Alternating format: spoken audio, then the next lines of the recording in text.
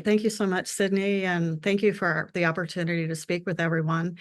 My presentation is actually going to be quite the opposite, is that I'm going to come from the inside out on this conversation. What I'm going to be sharing is personal. I was born into the womb of the 80-year UFO truth embargo, and through my own recovery process, it led to my life work, which, Sydney just shared. And I am also working on a PhD now, bringing more visibility to the trauma that I needed to recover from that was very challenging because it was mired in conspiracy and taboo. So the topic, UFOs and psychological warfare, an inner science perspective. The agenda is we'll look at the psychosocial impact of an 80-year UFO truth embargo. We'll look at trauma living within the collective shadow of the U.S. culture, and specifically the psychological threat of harm and intimidation. And I will go over one historical case as an example. And that case I chose because it was very similar to my own family history. Psychological identity theft. Bob Lazar is probably one of the well-known ones from the past, and more recently, Lou Elizondo. And then character assassination, which we witnessed with David Grosh, and I'll go a little bit more into David's, what happened to David from a mental health perspective. In my dissertation, I'm introducing a transrational recovery cosmology, and I was very blessed to study personally with John Mack and Stan Groff, so I'll be quoting them a lot. And then also I've brought precision to symptomatology of experiencers based on my own experience. And then lastly, I'm introducing recovery as a modern day wisdom tradition. And I'll be going a little bit into the contribution of David Hawkins, who was a New York psychiatrist. And then throughout all of this, the focus is consciousness as primary. So starting with the biggest playing field possible, our life is the work of 14 billion years of consciousness. And that was a quote from a conversation between Brian Swim, who is a mathematical cosmologist, and Richard Tarnas, who is an astrologer. The picture on the right was gifted to me by Kay, gosh, I just went blank, May, which there's another. And I just think it's beautiful the way she depicted the UFOs and, from our humanness all the way up to the unknown. So we are not alone. And this, what I'm going to read now is taken from my dissertation. Daniel Sheehan, who spoke this morning, is a longtime follower of the UFO phenomena, and he brings valuable background to disclosure. In representing John Mack in his case with Harvard, he said the following: "Let me state to you flatly that I view potential contact by the human family with beings from any extraterrestrial source of intelligence to be the single most important potential event in the history of the human family. In effectuating a transformation of consciousness of the human family from the present state of our evolution of consciousness to the next."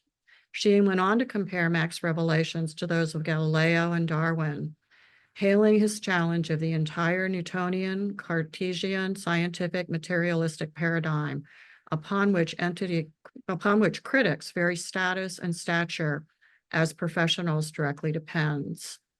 And then in a dialogue with Greer in 2020, Sheehan states that the US government has made contact with alien civilizations and highlights the insanity of weaponizing space and treating other civilizations as a threat. And one of the challenges in my dissertation is I finished it 3 years ago, and the last 3 years I've been trying to bring it to conclusion and shorten it. And I'm constantly having to go back because everything's getting updated so quickly. So what was past tense or potentialities are now reality. So going back historically, we know 1947 was kind of the beginning of the truth embargo. And Admiral Roscoe Hillenkoetter, this is in 1960, said, "Through official secrecy and ridicule, many citizens are led to believe the unknown flying objects are nonsense." And so from there, we're going to then end up with a quote by Aristotle, who said, "Braver who overcomes his desires than him who conquers his enemies, for the hardest victory is over self." And I really feel that that's where this consciousness is most important, from a recovery perspective, and the process of individuation, which has been my journey. And the picture on the lower left, I just, it's kind of the fires of transformation that represents. So what informs this presentation? I literally was born into the womb of UFO secrecy. UFOs and alien intelligences were my normal. The trauma that I experienced was actually bumping into the truth embargo within culture. So there's a familial lineage deeply embedded within the truth embargo. My development of years included awareness of bogeys, which is what they were called on nuclear missile bases.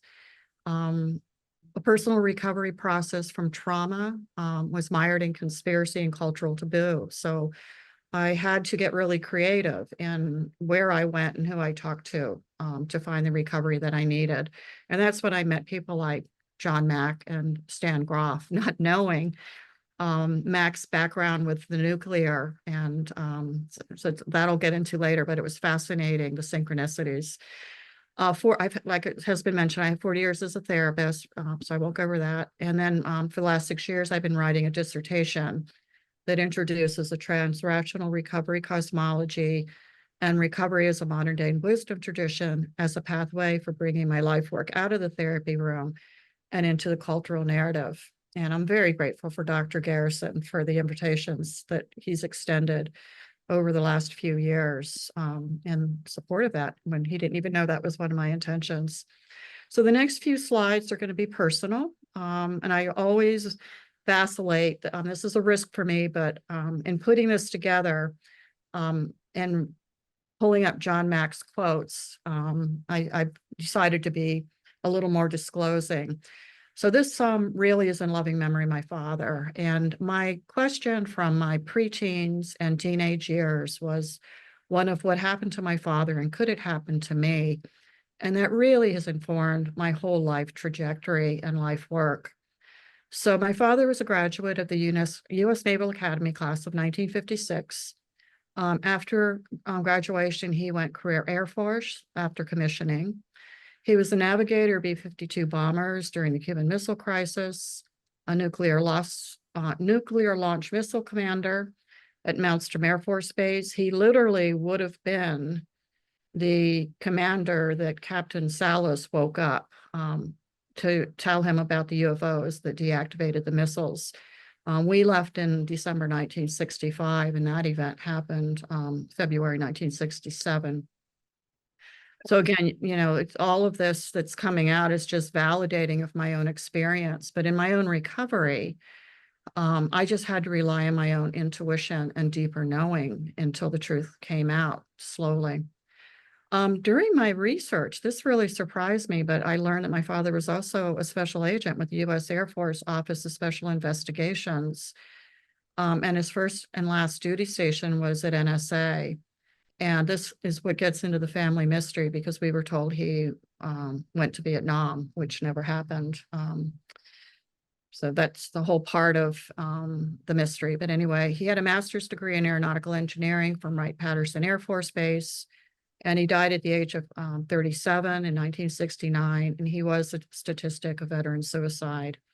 And it was something that never made sense. So lower right is a picture of him at the academy. And the picture, the upper right, that was 3 years before he died. So he clearly looks healthy. And in 3 years, I watched him descend to the point of suicide. And that was he, and that was Major Mac McCarthy. They were Air Force handball champions. So that's what that picture is. And this is a picture, I don't know if this was from the Navy or the Air Force, but I've always liked that picture of him. So what happened? From a psychological perspective, and this is more general now, I'm kind of giving the overview of what happens with the truth embargo. There have been psychological threats that were used to silence, intimidate, and maintain secrecy. There's been character assassination and erasing of histories that was used to discredit individuals. Disinformation campaigns relegated UFOs to conspiracy and entertainment at best. Cultural denial presented challenges to recovery for experiencers. And the transgenerational legacy of trauma is hidden in the collective psyche of the US culture. And my original research, I had never intended to get into all of this UFO stuff. I mean, that was very synchronistic, that it's literally been a parallel track of disclosure and me engaging in this dissertation. My original intention was to apply recovery to societal ills of the economic and healthcare crisis.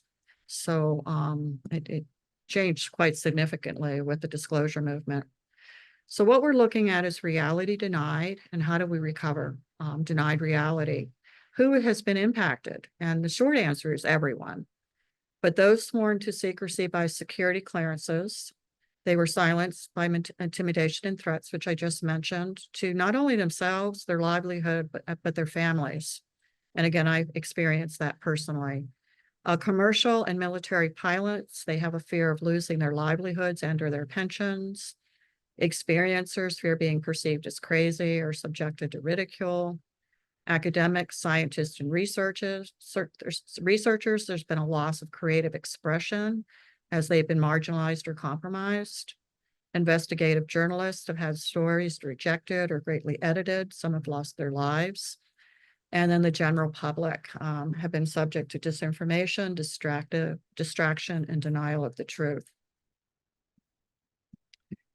So I'm psychological intimidation and threat. I'm not going to go through the whole thing just for the sake of time, but there's dates. This has been happening from 1947 to present.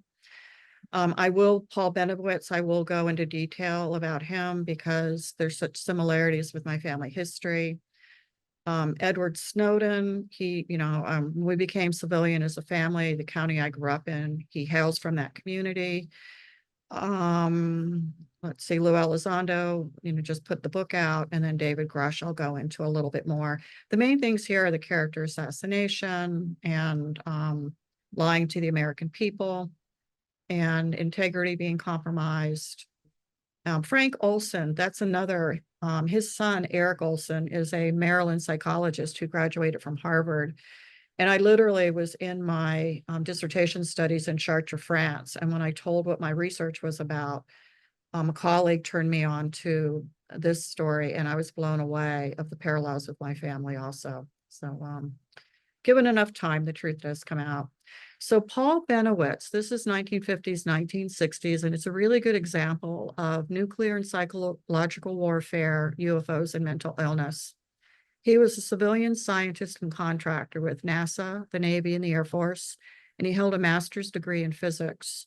His home overlooked Kirkland Air Force Base in New Mexico and was 163 miles from Roswell and Walker Air Force Base. Kirkland had the largest store of nuclear weapons at the time and was an apex of UFO activity in the 50s. He was a member of APRO in Tucson, and Tucson was of interest to Wilhelm Reich, and which I'll go into in my dissertation, and attracts ufologists and retired CIA today. He came to the attention of a physicist, Lou Miles, who believed there was a rational explanation for the UFO phenomena. And again, this is back, 1950s, 60s. Miles worked at Wright Air Force Base in the 1960s, was chief scientist on projects at Kirkland, and the NSA ran programs from there. So all of this, my family history, Kirkland Air Force Base, Walker, Wright Air Force Base, the Office of Special Investigations, NSA, is all part of my family history. Miles and Richard Doty, an officer with Air Force OSI, met with Benowitz in regard to strange lights appearing over Kirtland. Benowitz received a $75,000 grant from NSA to study the lights. Doty encouraged Benowitz to continue his research of alien communication in regard to the lights he witnessed. Eventually, Benowitz's mental well-being was impacted with claims that Doty was responsible for a slow decline into paranoia and mental illness. Benowitz was hospitalized, and there are conflicting stories as to what happened to him. All of the alphabet agencies downplayed UFO activity unless it worked in their favor as a cover for covert projects. So his diagnosis was paranoid fusion reaction. And this is a thing, my father's diagnosis, I never have found it in my 40 years as a therapist in any traditional literature, and neither have I ever found paranoid fusion reaction. He was committed to Anna Kesselman Mental Health Facility in Albuquerque due to nervous exhaustion. Richard Doty visited him in the hospital. However, Benowitz was so drugged he did not recognize Doty. Upon release from the hospital a month later, Benowitz resumed explorations of UFOs and alien intelligences. In time, he became both an annoyance and a salvation to the agencies that were involved there. And in this piece, I'm going to read because I'm still sorting this out in my own history. When multiple national security agencies have overlapping jurisdictions, OFOSI agents often get involved. NSA hadn't told the Air Force what they were doing, and interagency confusion reigned as long as NSA deemed it necessary. NSA affiliate agents flashed AFOSI identification badges when they called on Benowitz. He put his total trust in AFOSI at Kirkland and was led astray about almost everything. And an alphabet soup of agencies was now actively spying on him and compromising his stability and sanity. Benowitz died June 23rd, 2003, at the age of 75, a broken man. His two sons continued his business and they held contracts with NASA and US military. And this is really typical. You know, in my family, I have two brothers, and he's a computer programmer, and his first job was a contractor with NSA. And my other brother is an ocean engineer, and he started out with Gould, and then he went with Northrop Grumman for many years, and he's currently with Oceaneering and working on a lot of Navy contracts. And even in, my own family, there's complete denial. I've asked my brother about issues, and there's like blank silence. So the need to know policy collapsed one's work to the work you were doing. And that's a quote by Edward Snowden. And this is my comment. Most people serving in intelligence agencies sincerely believe they are serving their country. And due to the siloing of information, they are often unaware as to the true nature of the projects they are working on. If the truth is revealed, they may be deemed a national security risk. Most people are just doing their jobs and wanting to take care of their families. So David Grush, this is an example of character assassination. Following public disclosure that the government had alien craft and biologicals in their possession, he experienced threats of harm to himself, his family, and attacks on his mental health. This is a form of psychological warfare known as character assassination. Rausch was hospitalized twice, initially for PTSD upon returning from Afghanistan, and again after the suicide of a fellow veteran. He retained all of his security clearances upon discharge from the hospital. His experience held deep resonance with familial experience dating back 50 years. And it also reveals that even today, asking for mental health support still carries a stigma in the US. Seeking treatment, sorry, I can't help myself, I got it. Seeking treatment is still used as an attempt to discredit one's mental stability and integrity, and it serves as validation of the power structure in place to protect UFO secrecy and to prevent disclosure.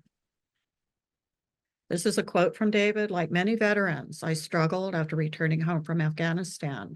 I am proud to be transparent on this matter and glad I got the help I needed to continue my intelligence career and maintain my TX SCI clearance with multiple agencies.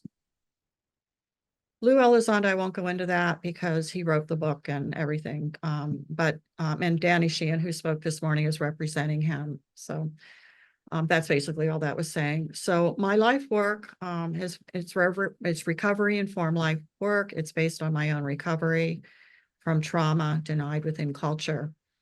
So self as instrument is a term introduced by Ken Wilber, and something of interest. This is an aside I learned in my research too, just to show the disconnect and how difficult disclosure is going to be.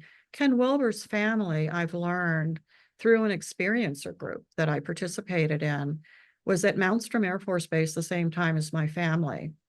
And through two separate people who contacted Ken, and he was willing to talk with me, but because he's been unwell, I was fine with what they found out.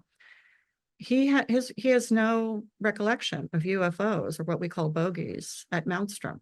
And so that just goes to show how difficult disclosure is going to be when it was such an integral part of my upbringing. And yet, and again, I've been very blessed to study with Ken Wilber also. So it was Ken Wilber, Stan Groff, and John Mack who were really instrumental in my recovery, not knowing I was ever going to do this research. So anyway, self as instrument. As a therapist, I am the tool in my work. And Wilber states, empirical sciences have been spooked by inner interiors because they are so difficult to objectify. Upon entering psychiatry residency, Mack was told, in this work, we would no longer be able to rely so much on instruments and physical tests. Our principal tool now would be ourselves, and our success would depend upon our ability to enter empathically into the patient's world to gain trust, so that matters of intense personal sensitivity and importance could be shared. Mack described work with clients as an intersubjective experience into deeper knowing beyond rational processes. And he quotes Howard Levine in his view of an irreducible subjectivity that challenges the classical notion that the analyst has the potential to be an objective, non-distorting observer of reality. Levine goes on to say, the best one can do is follow the experience of a patient's subjectivity in interaction with one's own subjectivity, trying to understand how the two interact and relate. And when it comes to working with experiencers, I think the most important thing, and it's been true in my own life, is relational resonance for recovery. So beyond traditional therapeutic practices, William James and Carl Jung invited esoteric and archetypal study into therapeutic practice with their explorations of parapsychology, life after death, telepathy, UFOs, and non-human intelligences. Stan Groff and John Mack introduced transpersonal experiences into mainstream medical practice, in particular psychiatry. Groff introduced therapeutic use of LSD and holotropic breathwork. And holotropic breathwork was a very, very important part of my own recovery. I'm very, very grateful for that work. And Mack normalized abduction experiences, encounters with other anomalous phenomena. Mack attributes his personal opening. I love this quote, but Mack attributes his personal opening to UFOs to his experience with holotropic breathwork. And he says, Groff opened my psyche and UFOs flew in. He attended a gathering at the home of Bud Hawkins, which he described as a soul-bearing AA meeting. He expressed relief at hearing others share transparently from the heart. And there again is where the relational resonance is so crucial. In 1990, at a Groff training in Canada, Mack shared his interest in UFOs and abductees for the first time, an experience he referred to as coming out of the UFO closet. Just a little bit about John Mack. He was a Kundalini lineage follower and disciple of Yogi Bhajan. He was involved in with Physicians for Social Responsibility, where he was drawn into a ministry of peace and protest against nuclear weapons. He protested at a Nevada nuclear test site with friend Daniel Ellsberg of the Pentagon Papers whistleblower, and later was represented by civil rights attorney activist Daniel Sheehan, who you heard from today. When Harvard elite wanted to silence Mack after publication of Abduction, Mack was represented by Daniel Sheehan. He founded the Center for Psychology and Social Change and the John E. Mack Institute. And advice given to Mack by a colleague during that time was, you would not be in this position if instead of challenging accepted concepts of reality, you had just said you found a new psychiatric syndrome of unknown etiology. And bless John Mack for not doing that. He's truly a pioneer in this work. A quote by Mack, my own approach has been that of a clinician, allowing experiencers to tell me their stories without judgment or interpretation. In this regard, clinicians have a certain advantage, for in working with other human beings, we've always relied heavily on empathy and intuition, on the use of ourselves as the instrument of knowing. We are accustomed to uncertainty and to immersing ourselves in the varieties and mysteries of human experience. There's been a continuing evolution of my perspective regarding the data. The most effective method of bringing it forward and the most useful way of interpreting it. In the end, it is the product of the interplay of my own psyche or consciousness with the experience of others. I was faced with the choice of either trying to fit these individuals into a framework that fit my worldview. They were having fantasies, delusions, or some other distortion of reality, or of modifying my worldview to include the possibility that entities, beings, and energies could be reaching my clients from another realm. Matt came up with a five-fold impact of UFO trauma. First, the experience itself, which I referred to as soul shock, the isolation of not being believed, which stigma, taboo. The parentheses are how I reference it in my work, but stigma, taboo, shattered sense of reality, the radical change in worldview, the terror of knowing it could happen again is a loss of sovereignty, and the inability to protect self and loved ones, the powerlessness. The effect of UFOs run the gamut from extraordinary to traumatic. With some individuals, there's a radical awakening in consciousness and release of artistic genius and healing of chronic and life-threatening illnesses. With others, the impact is devastating physically and psychologically. Support and restitution is needed for experiencers who have suffered in the margins of a society that denies their experiences.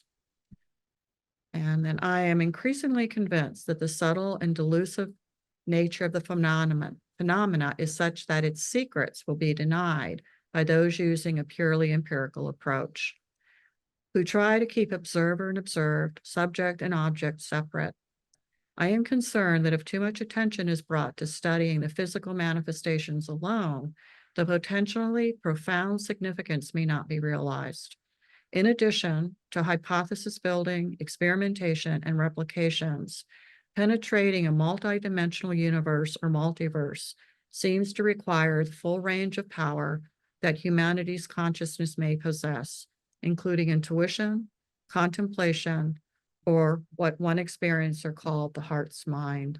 Now, I'm aware of the time, and so what I will just point out is recovery as a modern day wisdom tradition. It's just a part of my research. If there's time during Q&A, I'll come back and go over that. But basically, it's symptomology of ontological shock, ambiguous loss, and moral injury is the core of my work these days. And then I look at recovery as a modern day tradition, the key principles that I think that I'm applying these principles that I think are going to be important for collective recovery from post UFO disclosure, namely admittance of powerless or surrender, which is really hard for our culture, a belief in a power greater than self, searching fearless moral inventory and disclosure with another, psychic change that happens in the process of recovery. It's the second surrender, the importance of relationship repair, relational resonance, daily inventory, daily prayer, meditation, and service work, helping others. And this is coming right from the recovery material. I pulled it out as it applies to collective recovery needs. We are only as sick as our secrets. We do the right thing regardless of personal consequences. We ceased fighting everyone and everything. We made direct amends wherever possible for harms caused, except when to do so would injure self or others. We know but a little, more will be revealed, and it's a fellowship of the spirit that speaks the language of the heart. And in closing, we're just back with consciousness is primary and matter is derived from consciousness. That's Max Planck. We are the embodiment of the cosmos. The awakening of human consciousness allows the universe to manifest as the evolution of embodied consciousness. This is our birthright right here. And so this is from Matthew and Luke. So have no fear of them, for nothing is covered that will not be revealed, or hidden that will not be known. What I say in the dark, say in the light. and what you hear whispered, proclaim on the housetops. Do not fear those who kill the body but cannot kill the soul. Rather fear him who can destroy body and soul. And one of the challenges, in me bringing my life work, out of the therapy and recovery rooms and into culture is one, I came into the culture of security clearances, and the secrecy was embedded in my DNA. And then I've been in a profession for 40 years that with confidentiality. And I've also been involved in the recovery programs for 38 years. And again, the anonymity. So to bring transparency to out into the culture is really the rest of my life work. And so that I'll pause there. I did want to give special thanks to Danny Sheehan, Dr. Jim Garrison, and the organizers of the first UFO teach-in at Yale University. And thank you for the opportunity to share with you today.